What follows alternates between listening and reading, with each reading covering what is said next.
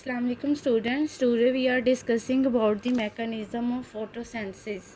Photosynthesis, as we know, it is an anabolic process. It is occurring in all those organisms which have chlorophyll. The mechanism of photosynthesis is divided into two phases. It is a basic process.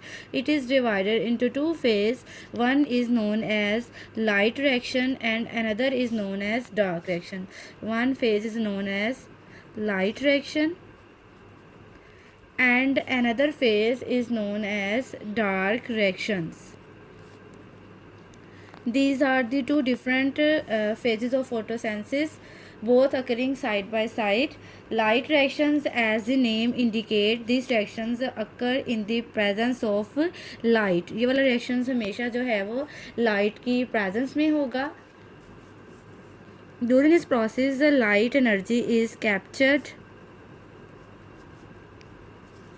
Light energy is captured to make high energy bond. इस process में जो है वो light energy capture करके and product जो है वो high energy molecules इस प्रोसेस में बनाए जाते हैं. और वो जो हाई एनर्जी मॉलिक्यूल्स हैं वो टू टाइप के होंगे, may be ATP and maybe NADPH. These are two different products which are produced at the end of a light reaction. Because light is used directly, that is why it is known as light reaction. This process occurring in the thylakoid membrane of chloroplast. ये process हमेशा जो है ये chloroplast के thylakoid membrane में perform होगा. Now we study about the second phase, which is known as dark reaction. During this process, light energy does not directly use the product which are produced in light reaction, which is ATP and NADPH, is used in dark reaction to make or reduce carbon dioxide. इस process में जो है वो directly light energy use नहीं होती. और इस process में होता क्या है कि कार्बन डाइऑक्साइड जो है वो रिड्यूस होगी और कार्बन डाइऑक्साइड के रिड्यूस के रिजल्ट में जो हमारा एंड प्रोडक्ट होगा वो ग्लूकोज होगा. Glucose is the end product of light reaction. और इस प्रोसेस में लाइट एनर्जी डायरेक्टली यूज़ नहीं होती. इस प्रोसेस में जो ATP NADPH लाइट रिएक्शन में प्रोड्यूस हुए हैं वो यहाँ पर यूज़ होंगे और उनकी हेल्प से कार्बन डाइऑक्साइड को ग्लूकोज के अंदर जो है वो रिड्यूस किया जाएगा. अब ये प्रोसेस कहाँ परफॉर्म होता है? ये वाला प्रोसेस जो है वो हमारे क्लोरोप्लास्ट के स्ट्रोमा में होता है. लाइट रिएक्शंस थैलाकॉइड में हुआ है, ये वाला प्रोसेस जो है ये क्लोरोप्लास्ट के स्ट्रोमा में होगा. These are two different process which are occurring in photosynthesis. Now one by one we study about detailed process of these reactions. First of all we study about light reaction. As the name indicate, these reactions perform in the presence of light and the end product of the light reactions are ATP and NADPH. end product जो है वो इसके ATP है और NADPH है. Now we'll study in detail about this process.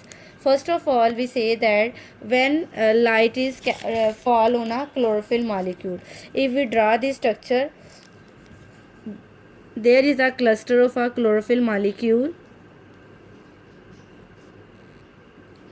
Here are the molecules of chlorophyll.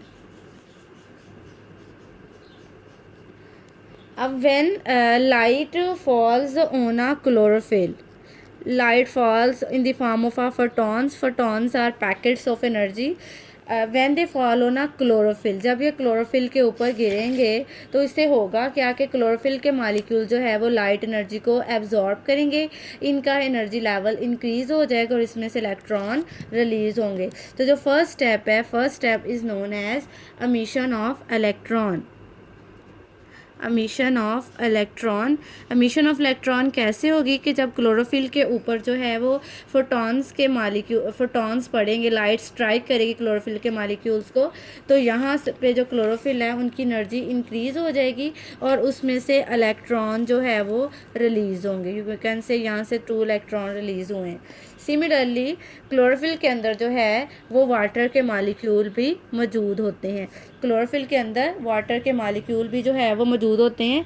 Chlorophyll के साथ जब वाटर के मालिक्यूल मौजूद होंगे तो वाटर की जो है वो ब्रेक डाउन होगी। यहाँ पर क्लोरोफिल के जब लाइट यहाँ पर पड़ेगी तो साथ में जो है वो वाटर के मालिक्यूल के ऊपर भी ट्रैप होगी, तो होगा क्या कि वाटर के मालिक्यूल्स की ब्रेक डाउन होगी ऑक्सीजन में, हाइड्रोजन में, और साथ इसमें जो है वो इलेक्ट्रॉन रिलीज़ होंगे। इस प्रोसेस को हम बोलते हैं फोटोलाइसिस। फोटोलाइसिस में क्या होगा कि लाइट की प्रेजेंस से वाटर के मालिक्यूल जो हैं वो ब्रेक डाउन होंगे।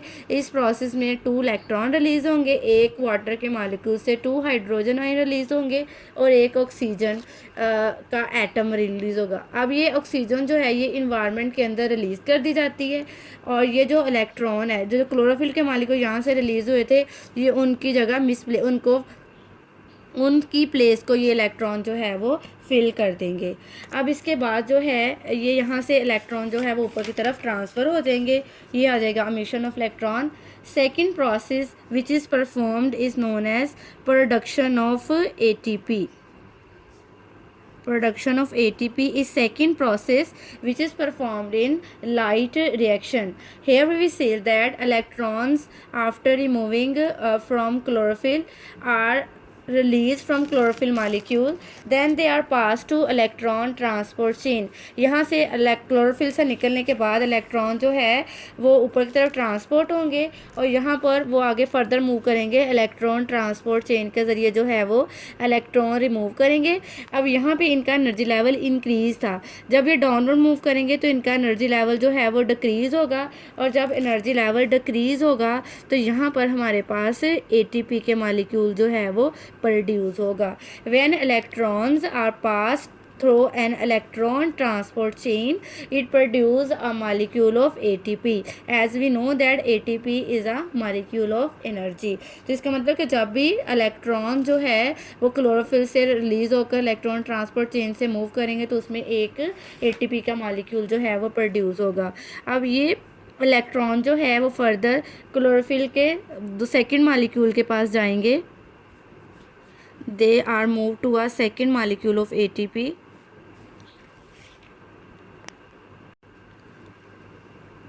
In next phase the electrons are transferred to a second molecule of a chlorophyll. Electron जो है वो सेकेंड मालिक्यूल जो क्लोरोफिल है उसके पास जाएंगे। थर्ड स्टेप अभी हमने इधर ही स्टार्ट किया था जिसके अंदर परफॉर्म होता है, उसको हम बोलते हैं photolysis of water. Photolysis of water is the third step which is performed in light reaction. During photolysis of water, here we will see that oxygen is produced which is released into the atmosphere.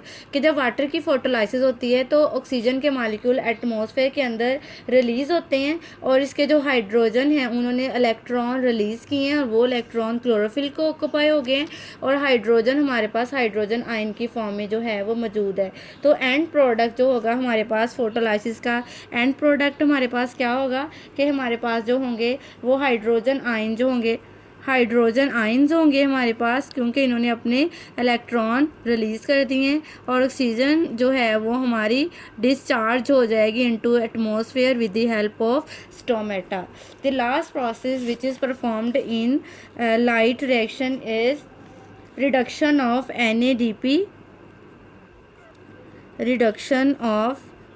NADP positive into NADPH. This is the last process which is performed in light reaction. Here we will see that when electrons through electron transport chain reach to a second molecule of chlorophyll, कि जब second molecule के पास आएंगे इसके ऊपर भी जो है वो लाइट जब पड़ेगी, यहाँ से भी इलेक्ट्रॉन एक्साइट होकर ऊपर जाएंगे।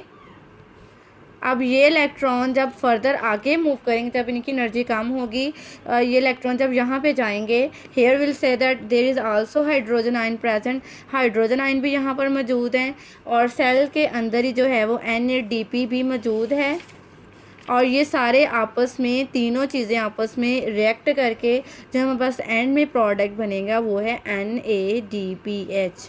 These are the second end product which is produced in light reaction. At the start we will tell you there are two products which are produced in light reaction. One is ATP and another product is NADPH. NADPH is produced in second phase and ATP is produced in first phase. This is the whole process of light reaction. Thank you.